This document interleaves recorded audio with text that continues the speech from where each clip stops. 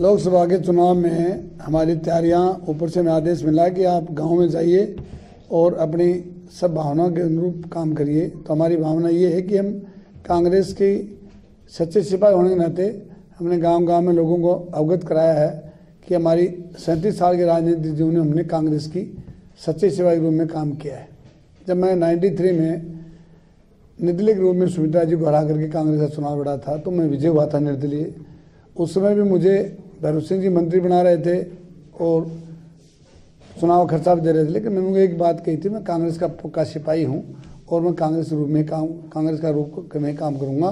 तो मैंने 5 साल काम किया और उसके बाद लगातार चाहे हरा चाहे जीता मैं कांग्रेस की सिपाही के रूप में काम किया है। तो मैं उस रूप में काम कर रहा हूँ और जनता से मिल रहा हूँ और जनता के हमारे कार्यकर्ता हैं उनकी भावना के अनुरूप में काम कर रहा हूँ और जनता की भावना यही है कि आप चुनाव लड़िए। हमारे कार्यकर्ता गांव-गांव से आ रहे हैं, आपको मिले भी होंगे रास्ते में, विजात बैठे भी बाहर, सबकी इच्छा है, इच्छा के अनुरूप ही काम करना चाह रहा हूँ। ऐसा है कि शेर की मौत भी गाधरे से हो जाती है, ये ज़रूरी नहीं है।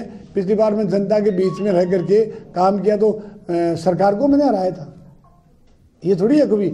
अगर अब मैं हार गया 3400 वोट से तो जनता मुझे स्वीकार नहीं किया, मुझे 78,000 वोट अब भी दिए, वोट तो दिए ना। तो इसका मतलब ये नहीं होता है कि कोई आदमी अगर पहाड़ पे चढ़ के गिर जाता है तो खाट पे सिर्फ गिर जाता है, ये नहीं है। अगर हराया तो जिताया भी है 5 बार लगातार। कौन सा इस जिले का एक एमएलए का नाम बताओ जो 5 बार लगातार जीत के गया है? आने कारण कई रहे हैं, हार जाता उसके बाद समीक्षा होती है।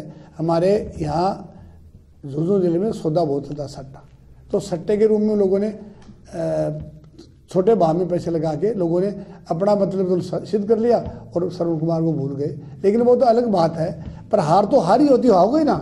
उसके बाद क्या कोई काम नहीं करेंगे? पिछली बार भी हार गया था 51,000 से, उसके बाद जीत भी गया था।